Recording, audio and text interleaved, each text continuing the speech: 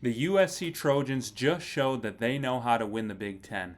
Let's talk about it. I'm Paul. And I'm Aaron. And we're the Big Ten guys, giving you all the latest highlights, news, action, all things Big Ten related. Aaron, tell them what they got to do. Guys, all you got to do, hit that subscribe button, like button, and hit the notification bell so you don't miss out on the daily.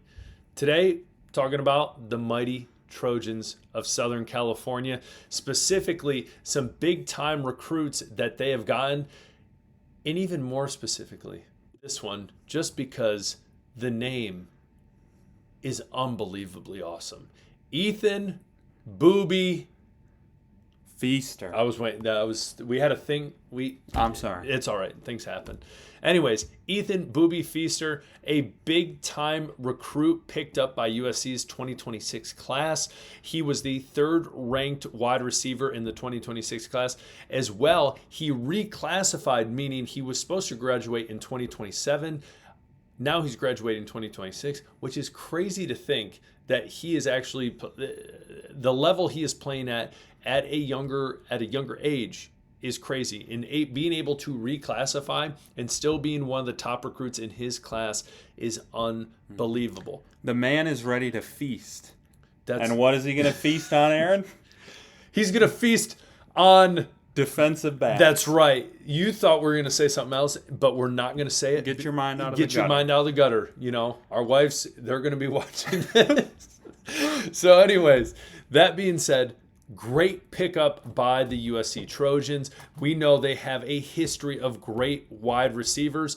And I will tell you, Paul, Michigan fan, myself, Michigan State fan, where we live, there was a big-time recruit named Ronald Johnson committed over the Wolverines to go to USC back in the day. That would have been 2007 or 6, I believe. Something like that.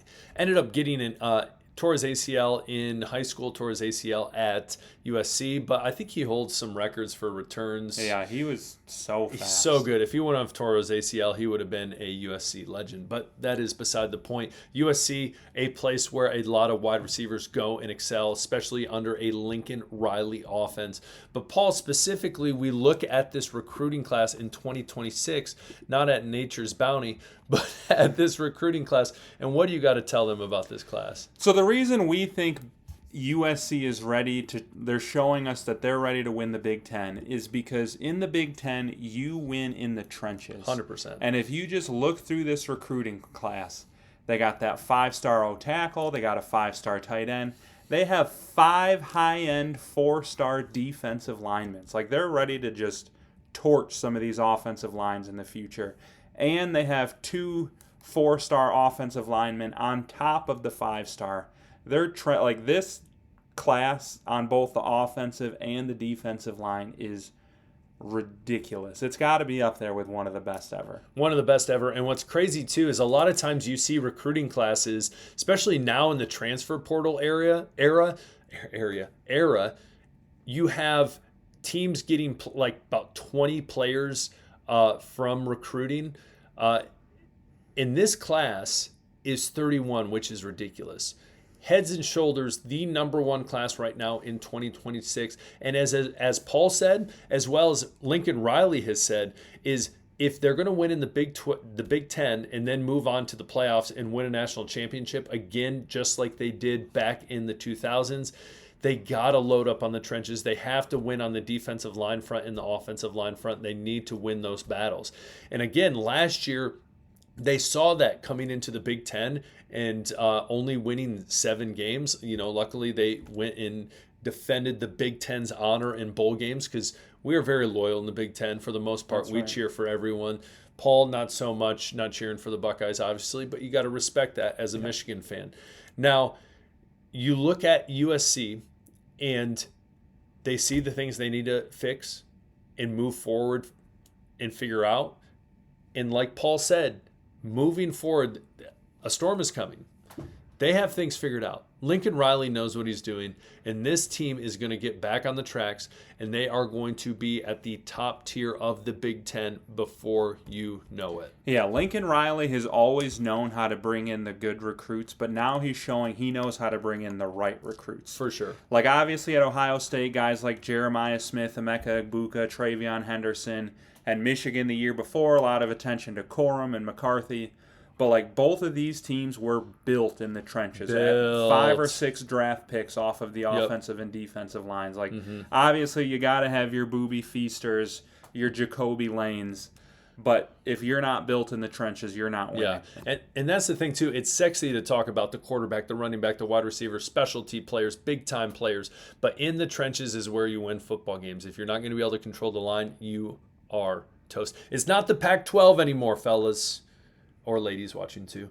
It's not the Pac-12 anymore. Listen, that's the Pac-2. It's big boy football now. Big boy football in the Big Ten. If you want to go play Texas State in the Pac-12 and throw for 600 yards, you can. But you got to run it in the Big Ten. You got to run it. You got to run the football. No painting your nails anymore. No. Wow. And he's a Bears fan, too. I love Caleb Williams, but I had to throw that out. He had to throw. Hey, he won the Heisman. Come on now. Now, so we go from that and we look at the recruiting class this upcoming year doing phenomenal. Big things for USC moving forward and being able to surmount itself among the best in the Big Ten and back in the country as well. But this year, let's transition just a little bit and look at, hey, what should USC expect for this year? Now, I'm going to be honest with you up front, and Paul will be too. There's been some videos we made of teams where we're like, yeah, we're feeling very optimistic. USC, I'm going to tell you right now, is a head scratcher because they are a team that recruiting-wise, player personnel-wise, they have great athletes. They have great talent on their team. They always have. And Lincoln Riley, as well, a great coach.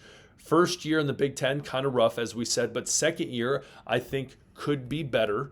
And so in an era where people are wanting to throw coaches like turnover real quick, I would not do that with Lincoln Riley. So anyone out there that's like, I think we're ready to move on, it's a mistake. That's a big mistake. I said that about Lloyd Carr, and then we got Rich Rod and Brady Hoke. Yeah. Don't do it. And what's funny, too, is he also said, I don't know if you said this, but Michigan fans did say Jim Harbaugh at one point they were ready to get rid of him. I didn't say that. Yeah, sure, okay. But regardless, the question becomes, who the heck are you going to get that's better? You're not getting anyone better than Lincoln Riley. No way, no how. So we look specifically at, there's a lot of people. Miller Moss left. He's going to Louisville now.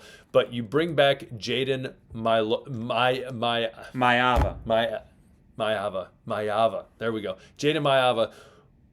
UNLV transfer to USC. Started the last, I believe, 4 games. And if we jump into his stats real quick, did pretty well. Yeah. Did pretty well. Interceptions. Got to protect the ball. Yeah. You got to watch those turnovers. But, 3-1 with the one loss being to Notre Dame went to the championship, right? The National runners champion. up. Yeah. And that's a lot of touchdowns. That's a lot of yardage. Those are some tough teams he played, and he balled. Those are Lincoln Riley stats right there. And obviously you fix the interceptions and then probably the completion percentages. Then you're working with a quarterback that can thrive under a Lincoln Riley offense. But then as well, Paul, tell them about the wide receivers that they know about as well. So they are bringing back Mekhi Lemon and Jacoby Lane. Mr. 12 touchdowns. Dude's a beast in the red zone. I think Zachariah Branch went to the NFL. That stinks. But you got 2 solid quality receivers. And obviously, as we've talked about, many more coming. Mm-hmm. And again, another staple for USC is wide receivers. So I think both Lemon and Lane are going to be huge contributors for this offense. As well, we look on the rushing attack. Now, the only true guy that USC is returning that had significant playing time is Byron Jackson. Now, Brian Jackson. Brian Jackson. Yeah, my fault.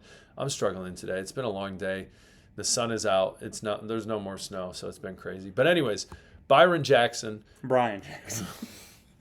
I'm calling it quits. Brian Jackson. Golly. Put some respect on his name. I literally looked down and I thought it said Bo Jackson. And I was like, wait a minute. Sorry.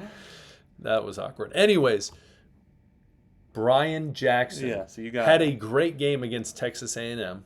So moving forward, you think, okay, he has a good potential to get a bulk of the carries. But then you have other guys like Jordan, Waymon Jordan. out of JUCO transferring in, as well as Eli Sanders out of New Mexico.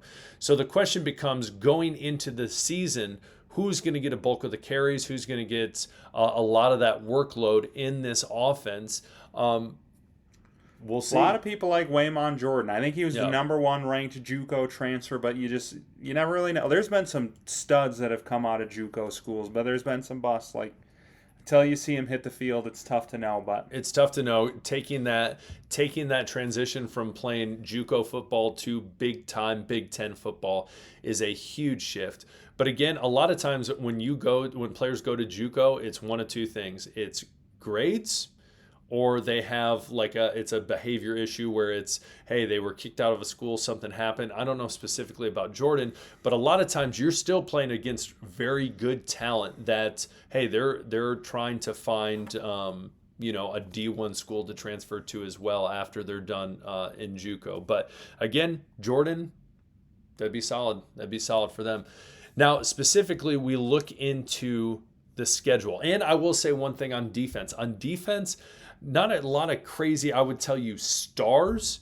And they don't return a lot of starters either, very few. But the one thing they have going for them is they have a lot of veterans on that defense, which should be big for them. You don't want a lot of greenhorns, but some guys in there that have seen some Big Ten play. So that's going to be good for them on the defensive side of the ball. Again, it's not the Pac-12, the Pac-2, Texas State. Anyways, we look at the schedule. should be an easy 4-0. 4-0 off the bat. Sorry, Michigan State, but don't apologize. Okay. 4-0 off the bat, and I'm saying that as a Michigan State fan. Don't be nervous about going to Purdue. The drum's not scary. Don't worry about it. The game's not even going to be close to sold out. They're bad. They're really bad. It's a ways till they come back. Michigan State, I'm nervous about that game because we're probably going to get murdered as a Michigan State fan. Illinois, I'm going to tell you, is going to be a tough game. I think Illinois has an opportunity to be a surprise playoff team. Last year, they did really well, only losing to Penn State, Oregon, as well as Minnesota. Who knows how they lost to Minnesota. But at Illinois, That's a tough game. in Champaign, not easy.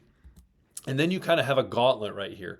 Michigan, Bryce Underwood, new quarterback, a lot of potential there. What's that going to look like for the Wolverines? I think a lot of people are very optimistic about them. So again, I think that's a tough game. I'm going to probably chalk it up as a loss. Notre Dame as well. That's a big time rivalry game. 7:30 at might be the last one too, right? Might be the last one, yeah. So in South Bend, I don't know what to say. That's a All tough one. we can say is we're pulling for you. Yeah, Represent we the Big Ten. We hate Notre Dame. I hate Notre Dame. Cannot stand Notre Dame. Nebraska, that's similar to Illinois, but in the sense they have a lot of returners, big time quarterback.